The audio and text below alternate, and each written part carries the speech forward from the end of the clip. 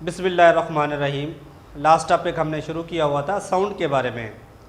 तो साउंड के बारे में हमने कहा था कि ये भी एनर्जी की एक टाइप है और ये भी एक जगह से दूसरी जगह ट्रांसफ़र हो सकती है। और दूसरा इसके बारे में हमने पढ़ा था कि साउंड उस वक्त ही प्रोड्यूस होती है जब कोई बॉडी वाइब्रेट करता है। तो इसकी वाइब्रेशन को चेक करने के लिए हमने लेबॉर्ट्री के अंदर ट्यूनिंग फोर्क का इस्तेमाल करते हुए इसकी वाइब्रेशन को भी चेक किया था। अब आते हैं इसके नेक्स्ट टॉपिक पर कि sound requires material medium for its propagation, के साउंड को बढ़ने के लिए या इसकी प्रोपिगेशन के लिए किसी मीडियम की भी ज़रूरत पड़ती है। लास्ट टॉपिक हमने पढ़ा था कि साउंड वेव जो है मैकेनिकल वेव की एक टाइप है या उसकी एक एग्जांपल है कि जिस तरीके से मैकेनिकल वेव्स की प्रोपिगेशन के लिए मीडियम की ज़रूरत पड़ती है, बिल्कुल इसी तरीके से साउंड को भी बनने के लिए मीडियम की ही ज़रूरत पड़ती है कि जब तक मीडियम होगा उस वक्त तो हम साउंड को प्रोड्यूस कर सकते हैं, अगर मीडियम नहीं होगा तो हम साउंड को भी प्रोड्यूस नहीं कर सकते। तो इसके लिए हमने एक एक्सपेरिमेंट करना है, बेल जार एक्सपेरिमेंट है जी, बेल जार एक्सपेरिमेंट। तो सबसे पहले इसकी कंस्ट्रक्शन को समझ लेते हैं, इसके ऑपरेटर्स को समझ लेते हैं कि बेल जार में कौन कौन सी चीज़ें आ सकती हैं। तो सबसे पहले ये वाला हिस्सा जो है ये हमारे पास एक जार है और इसको हमने एक वैक्यूम पंप के ऊपर रख देना है, इसके ऊपर प्लेस कर देना है और इस बेल जार के अंदर ही, इस जार के अंदर आपने बेल को सस्पेंड कर देना है, लटका देना है। अब सबसे पहला काम क्या करना है, इसको पावर सप्लाई के साथ करंट देने के लिए, चलाने के लिए आप पावर सप्लाई के साथ इसको अटैच भी करेंगे। तो सबसे पहला काम कि आपने यहाँ से स्विच ऑन करना है, बेल जो है वो बजना शुरू हो जाएगी शुरू में कि जब इस जार के अंदर हवा मौजूद है उस वक्त तक ये बेल की आवाज़ आपको सुनाई देती रहेगी। अगर हम इस वैक्यूम पंप को ऑन कर दें, वैक्यूम पंप का काम कि इस जार में से जो भी हवा है उसको खारिज कर देता है, कि जैसे जैसे हम इसमें से हवा को रिलीज़ करेंगे आहिस्ता आहिस्ता इसकी आवाज़ जो है वो मध्यम होना शुरू हो जाएगी कि एक वक्त आएगा कि हमें इसकी आवाज़ सुनाई देना बंद कर देगी, हालांकि बेल बज रही होगी। वजह क्या बनी कि साउंड का जो मीडियम है वो हवा है, कि जब हवा होगी तब आवाज़ हम पैदा कर सकते हैं। अगर हम इसमें से हवा को खारिज कर दें तब इसमें से आवाज़ जो है वो आना बंद हो जाएगी। तो इससे क्या साबित हुआ कि वाकई ऐसा ही है कि किसी भी साउंड को प्रोड्यूस करने के लिए जो हमारे पास मीडियम होता है उसकी ज़रूरत पड़ती है। आप इसको एक वीडियो में भी देख सकते हैं। अब यहाँ से हम इसका वैक्यूम पंप ऑन किया है तो बेल की आवाज़ हमें सुनाई देना शुरू कर देगी। अब आहिस्ता आहिस्ता हम इसकी हवा जो है वो खारिज करेंगे वैक्यूम पंप से, तो इसकी आवाज़ जो है वो आहिस्ता आहिस्ता कम होना शुरू हो जाएगी, इवन के ख़त्म हो जाती है। उसके बाद फिर हम इस वैक्यूम पंप का जो पाइप है वो हटा देंगे। तो जैसे ही इसका पाइप हटाएंगे तो इसमें से हवा दोबारा दाखिल होना शुरू हो जाए। अब हम यहाँ से वैक्यूम पंप का पाइप हटा रहे हैं। जैसे पाइप हटाएंगे तो हवा दोबारा दाखिल होना शुरू हो जाएगी जार में, तो बेल की आवाज़ हमें दोबारा सुनाई देगी।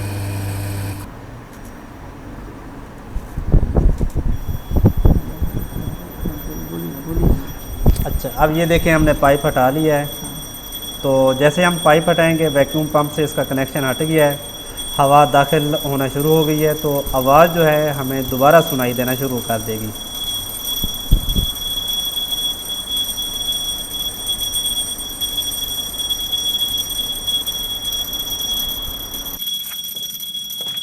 अब इसका दूसरा हिस्सा कि अब आपने यहाँ तक इसमें से हवा को रिलीज़ किया हुआ है, बेल जो है वो बज रही है लेकिन हमें आवाज़ सुनाई नहीं दे रही। अगर हम इस वैक्यूम पंप को बंद कर देते हैं, हवा दोबारा इस जार के अंदर आना शुरू हो जाएगी। तो जैसे जैसे हवा इसके अंदर शामिल होगी, जो बेल है उसकी आवाज़ हमें दोबारा सुनाई देना शुरू कर देगी। इसी तरीके से ये साबित हुआ कि वाकई ऐसा ही है कि किसी भी साउंड को बनने के लिए मीडियम की ज़रूरत पड़ती है। इसका एक्सपेरिमेंट आप अपने लाउड स्पीकर से भी ले सकते हैं।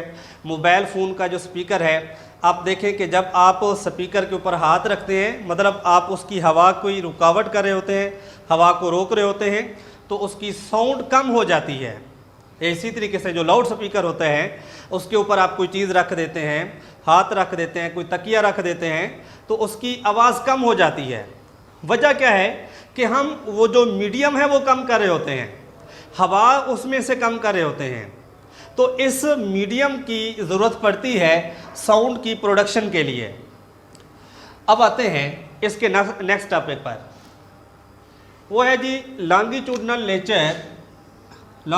Nature of sound waves. के साउंड वेव की जो नेचर है वो लॉन्गिट्यूडनल है। अब हमने पढ़ा हुआ था कि मैकेनिकल वेव, वो वेव जिसको मीडियम की ज़रूरत है, उसकी फिर दो टाइप हैं। एक है ट्रांसवर्स, दूसरी है लॉन्गिट्यूडनल वेव।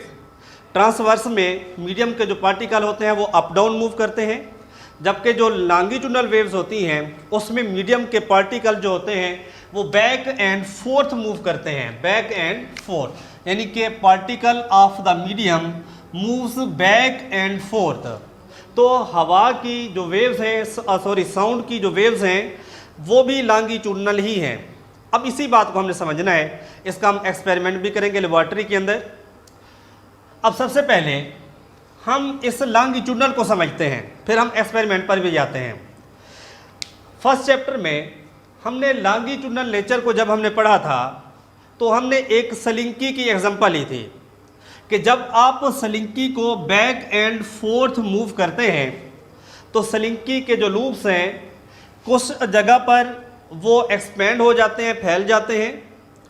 उसके जो लूप्स होते हैं एक दूसरे से दूर होते हैं, और कुछ हिस्से जो होते हैं वो बिल्कुल करीब करीब होते हैं। तो जो सलिंकी के लूप्स जो हैं वो करीब होते हैं, हमने उसको नाम दिया था कंप्रेशन का। और सलिंकी के जो लूप्स एक दूसरे से डिस्टेंस पर हैं, फासले पर हैं, खुले खुले हुए हैं, तो हमने उसको नाम दिया था रिफ्रैक्शन का। यानी कि लॉन्गिट्यूडनल वेव्स में कंप्रेशन और रिफ्रैक्शन का एक सिलसिला जारी होता है। तो अब इसी चीज़ को समझने के लिए कि साउंड की नेचर भी लॉन्गिट्यूडनल ही है, उसके लिए हम ट्यूनिंग फोर्क का इस्तेमाल करते हैं जी। ट्यूनिंग फोर्क ये हमारे सामने दिखाया हुआ है। हम इसकी पोजीशन को, मुख्तलिफ पोजीशन को नाम दे देते हैं ए, ओ और बी। अब ये वाला हिस्सा जो है ये हमारे पास हवा के पार्टिकल्स हैं। क्योंकि हवा हमें नज़र नहीं आती तो सिंबॉलिकली हमने इसको लाइंस के साथ शो किया हुआ है। तो सबसे पहली कंडीशन, जब ये रेस्ट में है उस सूरत में जो इस हवा के पार्टिकल्स हैं वो भी अपनी उसी कंडीशन पर बरकरार है। अब जब आप ट्यूनिंग फोर्क को किसी चीज़ के साथ बीट करते हैं तो इसकी जो प्रोंग्स हैं वो भी बैक एंड फोर्थ वाइब्रेट करती हैं, मूव करती हैं। सबसे पहली कंडीशन कि जब आपने इसको बीट किया तो इसके साथ एडजेसेंट पार्टिकल जो हैं हवा के पार्टिकल्स, वो वाइब्रेशन उस हवा के अंदर शामिल हो जाएगी। अब इस प्रेशर की वजह से ये वाला हिस्सा जो है सबसे पहली तह है, हवा की जो पहली तह है वो कंप्रेस हो जाएगी उसकी वाइब्रेशन की वजह से। उसके बाद ये पहली तह दूसरे को प्रेस करेगी और दूसरी तीसरे के साथ। इसी तरीके से जब इसका प्रेशर ख़त्म हो जाएगा तो ये दोबारा क्या होना, खुलना शुरू हो जाएंगी। इसके अंदर रिफ्रैक्शन आ जाएगी। तो यानी कि ये सबसे पहले वाला हिस्सा जहाँ पर ये हवा की तह आपस में मिली हुई हैं, हम उसको कंप्रेशन का नाम दे रहे हैं। उसके बाद जब ये खुलना शुरू हो जाएगा हम इसको रिफ्रैक्शन का नाम देंगे। अब आते हैं तीसरी। अब देखें कि जब आप ट्यूनिंग फोर्क को किसी चीज़ के साथ बीट करते हैं, मारते हैं, तो उसकी प्रोंग जो होती हैं बैक एंड फोर्थ मूव करती हैं। हमने इसकी पहली कंडीशन बताई कि जब वो राइट साइड पर जा रही है तो राइट साइड के साथ जो भी हिस्सा है हवा का वो कंप्रेस होगा। इसके बाद इसने वापस भी आना है। देखिए यहाँ पर एरो साइन ये शो कर रहा है कि इसके जो मूवमेंट है वो राइट साइड पर जा रही है, जबकि अब इसकी पुरोंग्स ने वापस आना है ओ से फिर ए की जानिब। पहले थी ओ से बी की जानिब, अब आ रही है ओ से ए की जानिब, वापस पलट रही है। यानी कि ये कंप्रेशन, फिर रियरफेक्शन, कंप्रेशन, रियरफेक्शन, इस तरीके से ये सिलसिला जारी रहेगा। ये बन जाएगा, ये रियरफेक्शन है, ये कंप्रेशन, फिर ये रियरफेक्शन आता जाएगा। यानी कि इस तरीके से आप यहाँ पर आप साउंड की वेव्स भी बना सकते हैं, जिससे हमें समझ आएगी कि साउंड वेव जो हैं along the direction of propagation, के साउंड की वेव जो होती हैं वो बैक एंड फोर्थ मूव करती हैं, और इसी तरीके से along the direction of propagation, कि जिस डायरेक्शन पर आप इसके कंप्रेशन और रियरफेक्शन बना रहे हैं कि इसकी साउंड जो वाइब्रेशन है वो राइट साइड पर जा रही है, तो इसकी वेव्स भी राइट साइड पर ही होगी। अगर ये लेफ़्ट साइड पर आ रही है तो वेव्स की डायरेक्शन भी लेफ़्ट साइड पर ही होगी। तो इन तमाम एग्जांपल से हमने समझा कि वाकई जो साउंड वेव्स हैं उनकी नेचर जो है वो लॉन्गिट्यूडनल है। इसमें पार्टिकल जो मीडियम के जो पार्टिकल हैं वो बैक एंड फोर्थ मूव करते हैं, और इसके अलावा हमने इसको समझा कि जो साउंड है उसको ज़रूरत पड़ती है किसी भी मीडियम की। आई होप आज का लेक्चर अच्छे तरीके से समझ आ गया होगा। इसके हवाले से कोई भी क्वेश्चन हो तो आप कमेंट में पूछ सकते हैं। शुक्रिया।